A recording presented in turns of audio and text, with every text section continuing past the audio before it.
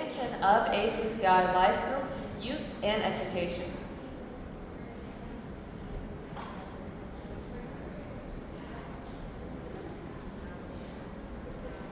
No.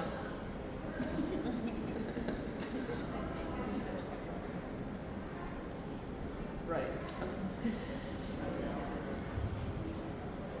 My problem statement I've broken down into three key points. First is the need to expand the use of ACI life skills at Broken Arrow High School. This expansion aims to enhance education, rehabilitation, and drug prevention. Next is to emphasize the importance of educating administrators. They need to understand the value and application of ACCI life skills and to support this initiative effectively. Finally, to enable students to use life skills so we can improve their individualized support plan and environments, strengthen the relationship between ACCI life skills and Broken Arrow School District, which is crucial for sustained success. When I began this project, I began focusing on creating a new drug curriculum for Broken Arrow High School. However, in November of 2025, I made a critical discovery that changed everything. Broken Arrow High School already had implemented ACCI Life Skills, a cognitive behavioral program, in September of 2025. The real problem wasn't a missing curriculum. Instead, it was a lack of awareness, inconsistent delivery, and punishment association that prevented students from truly benefiting. ACI life skills, or education life skills, it delivers cognitive behavioral curriculum to schools, correctional facilities, and community partners across multiple states. The organization has about 12 team members and has been in production over 50 years with combined research and developmental expertise. The curriculum uses cognitive behavioral approach to teach students to examine the relationship between their thoughts, attitudes, and consequences. Each unit takes about approximately 1 hour to complete, but it's configurable to different time blocks. The program emphasizes storytelling and reflective exercises to make abstract concepts more concrete, and is available for education, corrections, and re-entry settings with an online format that includes AI-generated commentary for faster feedback.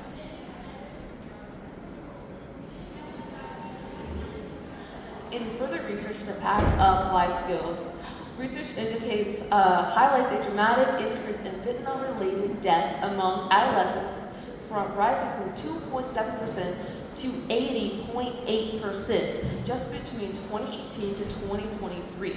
ACI Life Skills aims at providing coping mechanisms and preventive education to address this public health crisis. Short-term information strategies are effective. I mean, we all know read every week, but do we really remember anything we were supposed to be taught? Instead, successful programs require repeated exposure and skill development. Interactive, skill-based e-learning, in fact, can reduce drug adolescence use by 75%. Life Skills utilizes these exact metrics. Furthermore, Pure Influence impacts adolescent substance use. Life Skills plans to implement a sort of peer ambassador program, and it continues to involve families to create a supportive environment that enhances participation and encourages long-term behavioral change. Next is the fear of consequences prevents students from seeking help. Life Skills promotes a non-punitive support framework that encourages open disclosure of substance issues.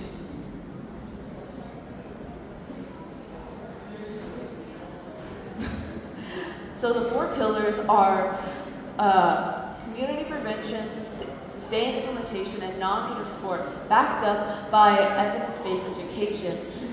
ACI Life Skills shows us exactly in what their company means and in their 50 years of production. To achieve my goals, I collaborated with various experts. First off is Derek Blackburn. He is the Assistant Superintendent of Broken Arrow Student Services and Safety. He introduced soft landing programs, or he calls success pathways, of which can assist students from punishment by essentially working as a plea deal.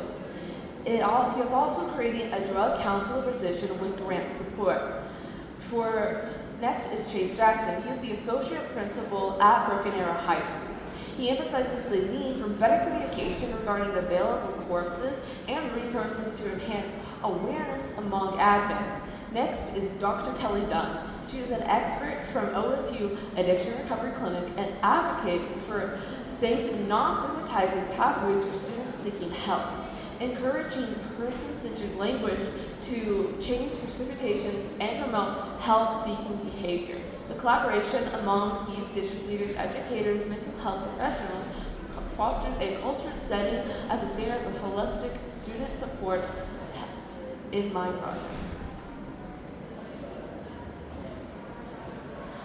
In my own personal research, I found that 81.8% of students surveyed were unaware or uncertain about available resources, highlighting a crucial communication gap. This gap indicates the need for improvements, particularly in life skills education. In my early research, I was unaware of these modules, revealing that the awareness issue might be even more significant than indicated. The realization shifted my focus from creating programs to optimizing and promoting the existing resource. Moving forward, we must ensure that all students are informed about and can access the support they need. So for my first part of implementation, I focused on ACI life skills at Broken Arrow High School by emphasizing education for administrators to effectively use its resources. I distributed educational materials and digital tools to reposition ACI life skills as a positive asset. The initiative has strong support from the associate principal and assistant principals. Jordan Jensen guided me in obtaining educational resources for these principals by providing these comprehensive training slides to equip administrators with the necessary knowledge for consistent implementation. We are also exploring a live classroom feature, which promotes an interactive learning environment. Currently, I'm facilitating communication between Jordan Jensen and Derek Blackburn to assess the pilot program here at the high school. Overall, this initiative has received positive feedback and there's enthusiasm for potential positive impact. Next, Trevor Lloyd, the president of Life Skills, advised me to concentrate on policies and procedures. Thus, the second part of my implementation is the efforts aimed at transforming the ISP environment at the Broken Arrow High School. I worked on efforts to foster a supportive environment, an educational setting. To start, we closely collaborated with the ISP coaches to transition the environment from punitive to purely supportive. I did this via expansion of reflections to support better choice in future actions, as well as rules not only for the students, but for the athletes themselves, and a point system for students as incentives towards better rehabilitative behavior. This change in perception is crucial, although, like many culture shifts, it faced some challenges in consistent follow-through. While the administrator's positive endorsement of my materials is crucial, the anticipated response of the ISP coaches have been less effective than expected, indicating a need for further development in that area. Recognizing these hurdles is essential for understanding the complexities of institutional change. The involvement of various stakeholders like associate principals, vanguard teachers, ISP coaches has been crucial.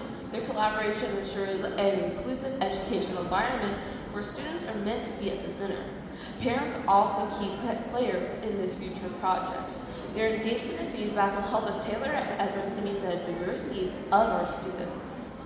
Together, these interactions foster a supportive ecosystem and encouraging proactive learning experiences for everyone involved. As I continue this project, I have outlined the next steps and to ensure its long-term sustainability. Engaging students and educators in feedback will provide insights for improving our approach in meeting diverse needs. Tracking participation outcomes will allow for informed adjustments and to demonstrate the program's benefits, allowing transparency and continuous improvement. By institutionalizing ACI life skills, we aim to create a supportive educational atmosphere that enhances students' well-being and academic success. These efforts are essential in making a long-lasting positive impact. Reflecting on my Capstone and Vanguard experience, I have been a part of many opportunities and I have learned even more lessons. One of the many things Vanguard has taught me is fail forward. It urges us to assess our journey by recognizing our successes and our areas for improvement. This reflection is vital for understanding how to effectively navigate challenges, viewing failures as valuable learning opportunities. By adopting this mindset, we cultivate resilience and adaptability, skills that are essential for any career. Finally, is professionalism and design thinking. Professionalism is how our work is received and helps us to reach as far as we want. Design thinking encourages innovative problem solving. Together, these components empower us to think creatively and approach challenges with empathy. By integrating these principles, we enhance our learning to create a pathway for meaningful progress. These are just simply a few things that I learned during my time at Vanguard here. I will forever be grateful for these past 4 years and all that they have provided me, and know that none of this could have been done without the investment of student admin and our school support system. Thank you for listening. Woo!